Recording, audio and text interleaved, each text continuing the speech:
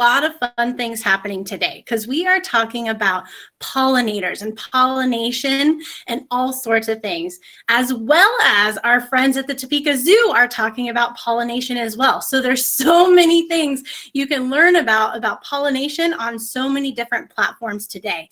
But we have a very special guest with us today. We have Aaron from the city of Topeka, who's going to talk a little bit about what he does and then give an example of how to make a bee house. So I'm going to be real excited about that. But for now, Aaron, will you just give us a little background on you and what you do for the city?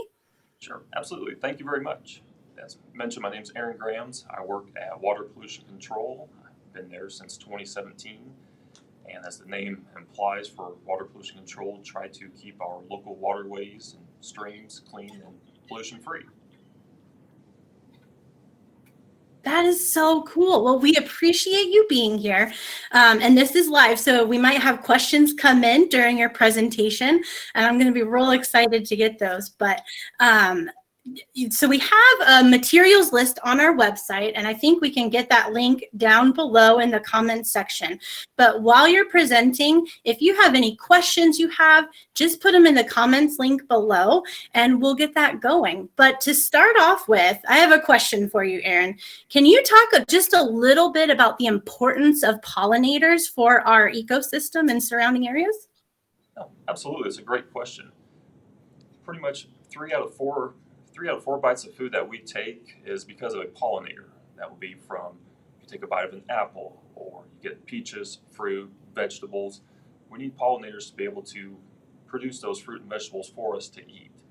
So they are very vital to what we consume, and without the pollinators, there wouldn't be too much for us to eat. So they are more vital than ever to where they can provide us with food, but we also want to be able to help them out by providing them with flowers, nesting sites, habitat, so that way they can thrive as well. Fantastic. Now, you mentioned habitat.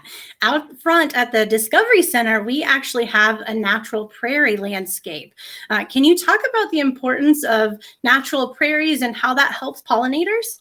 Oh, absolutely. The native prairie that you have out in front of your building is with a lot of the native plants. So the native plants have adapted to this area over hundreds and thousands of years.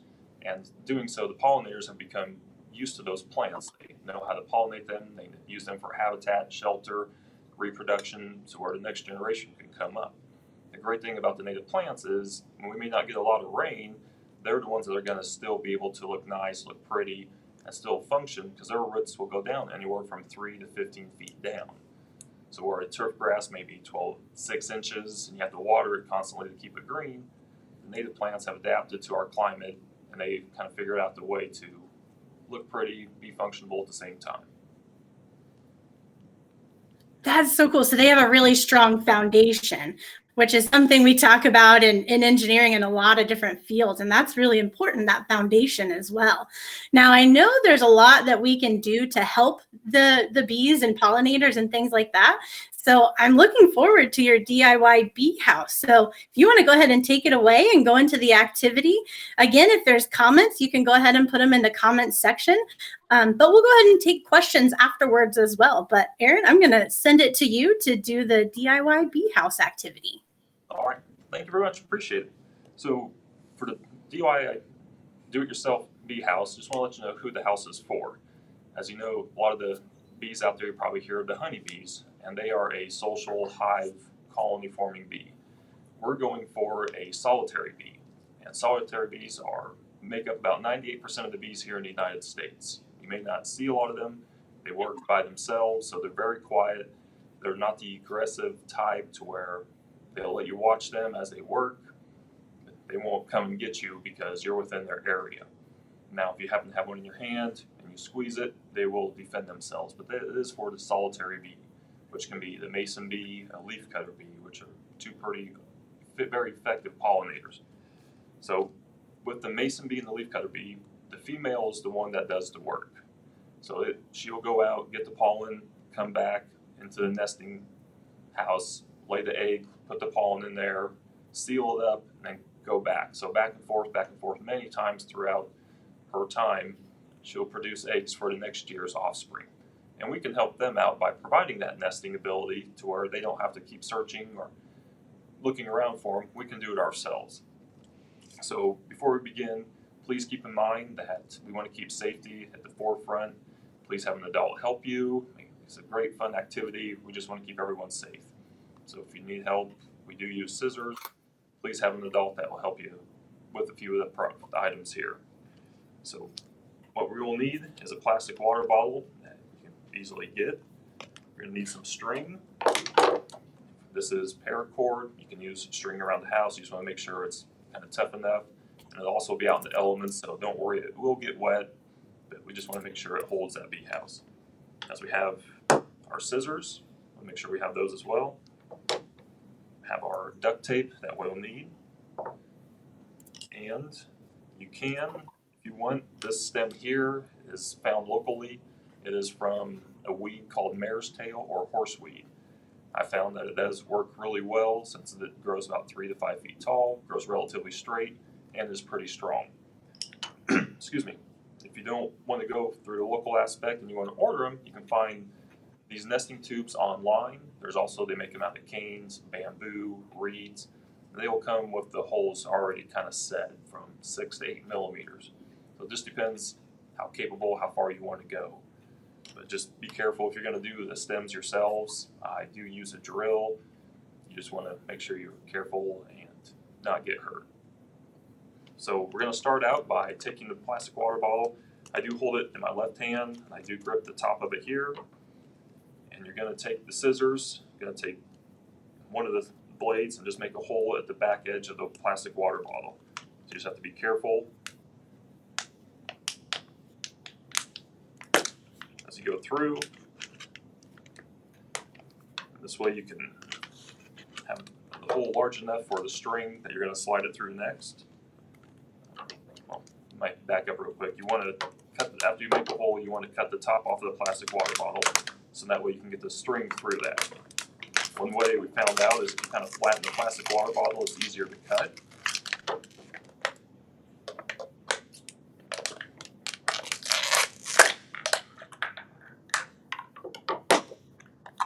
So then you can carefully, you got maybe little sharp edges, you can take the plastic bottle and unflatten it. So as you go around, we'll take the string,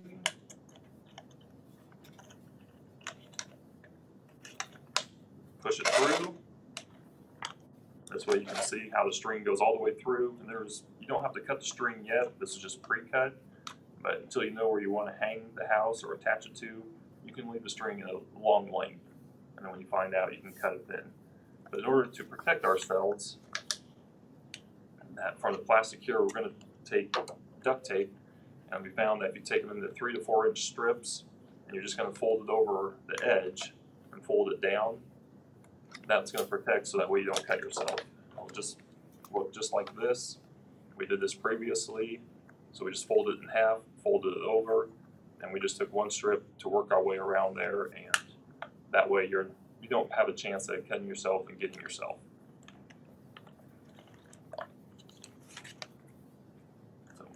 But as we got our string fed through, and next we're going to cut the bamboo or reeds or stems, or if you have your nesting materials, your tubes, you're going to cut them to about a 1/2 inch below the lip of the bottle.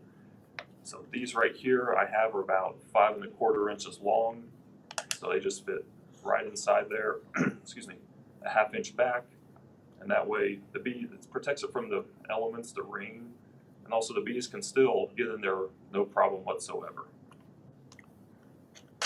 And with the other stems, you can see that nice, and hopefully you can see that. Some are hollow, so those are the ones I drilled out. That's to say, if you don't want to drill those out, you can easily slide in the paper nesting tubes, take and replace those. And also, some of the stems you see are not drilled out.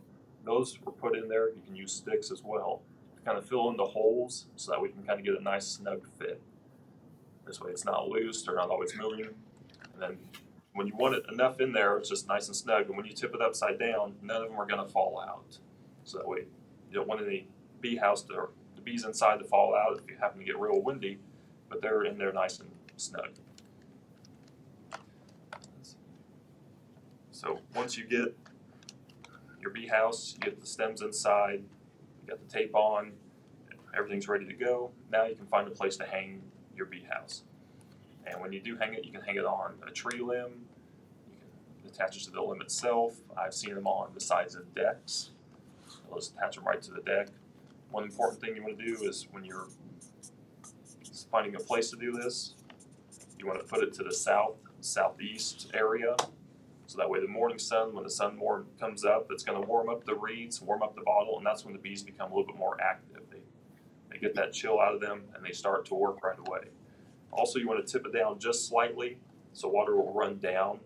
That way you don't want to flood any bees out. This way the rain will fall off, they'll go down, and then they'll stay nice and dry.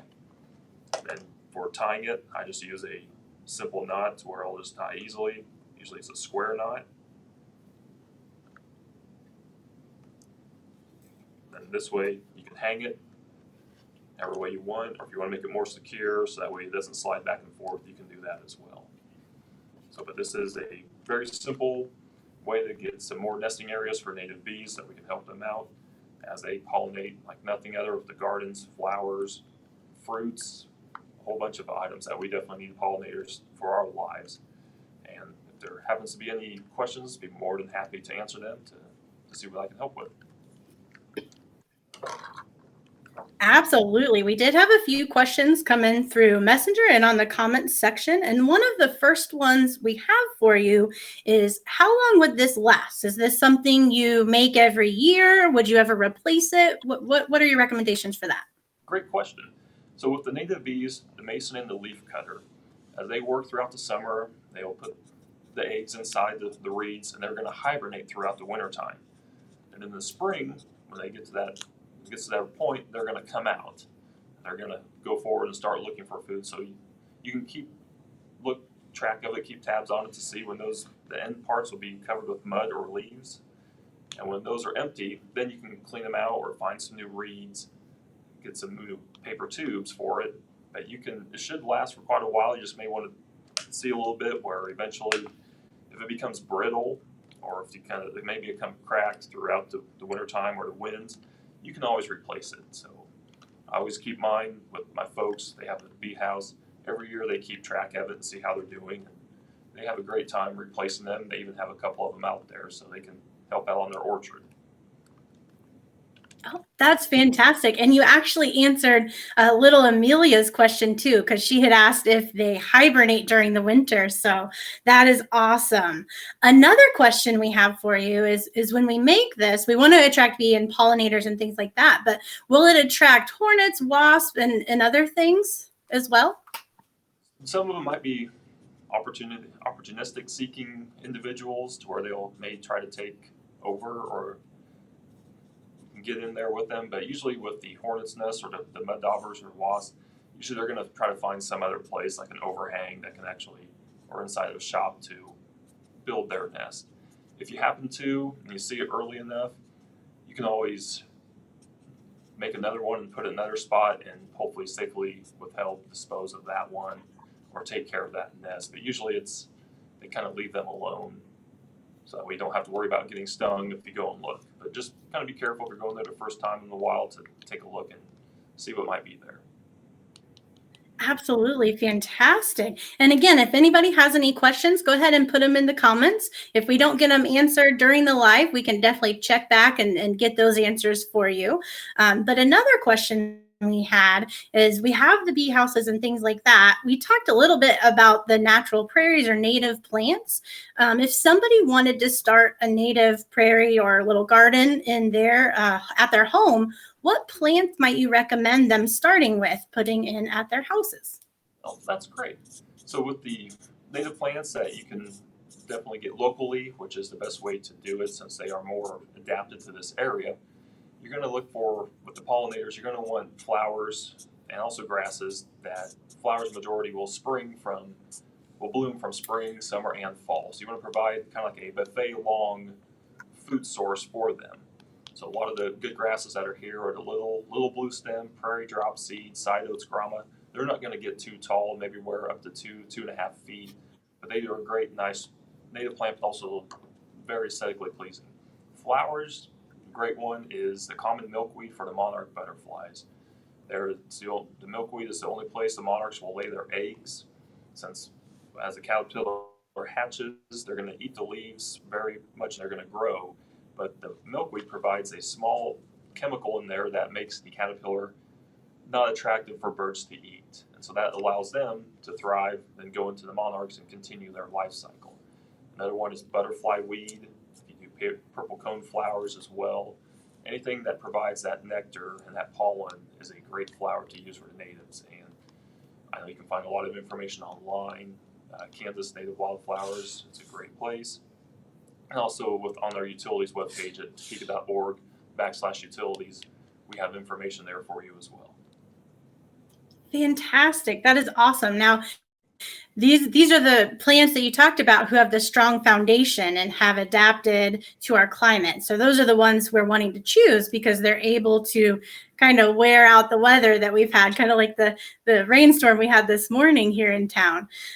So that's awesome information to have. And we'll see if we can get those links in the comments or post those so that people have those resources as well. We had another question come in from a kiddo. They noticed that bees look furry. Why do they have fur on them?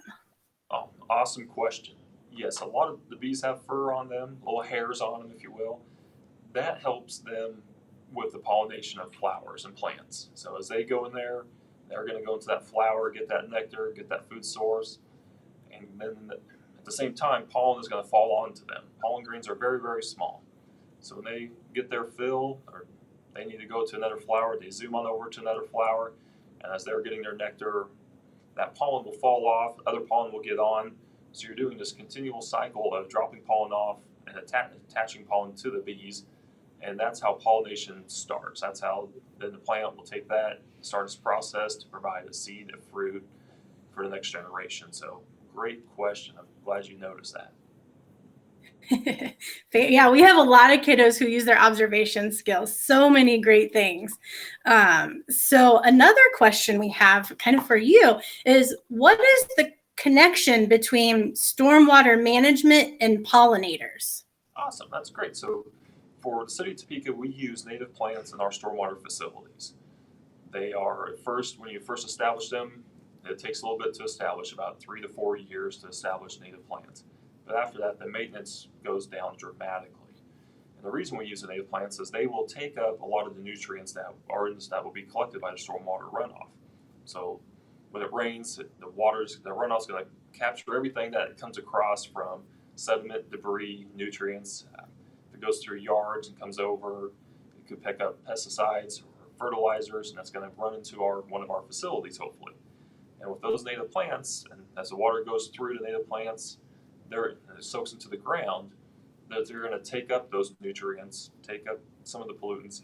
That way it's not going to go into our local waterways or the Kansas River. And then the native plants will use those to grow, put roots down deeper into the ground, and be able to survive a lot longer. That is fantastic. Is there somewhere you could suggest once it's safe to go out that someone could view, maybe like a watershed or somewhere that is set up so they could kind of see it happening? Oh, sure, absolutely. Over downtown at just north of the Capitol building on Jackson Street, from 8th to 5th Street if you're going north. On the west side is the Jackson Street bioretention area. And it is just currently being cleaned out right now, but we use solely native plants there, and same with the stormwater management, they're going to uptake those nutrients, but at the same time it is 3 blocks long of a habitat for pollinators, but also for stormwater management to help prevent flooding, and then that way it has that benefits from each other. It's also a registered monarch way station, so that way as the monarchs make their migration north throughout the spring and summer, then back throughout the fall, they have a place to replenish their fuel source, get their food and pollen, but also then lay the generation's eggs. Another place is over on Bell Avenue, about 34th Place in Bell. On the east side of the road, they have called Bell Avenue Ponds.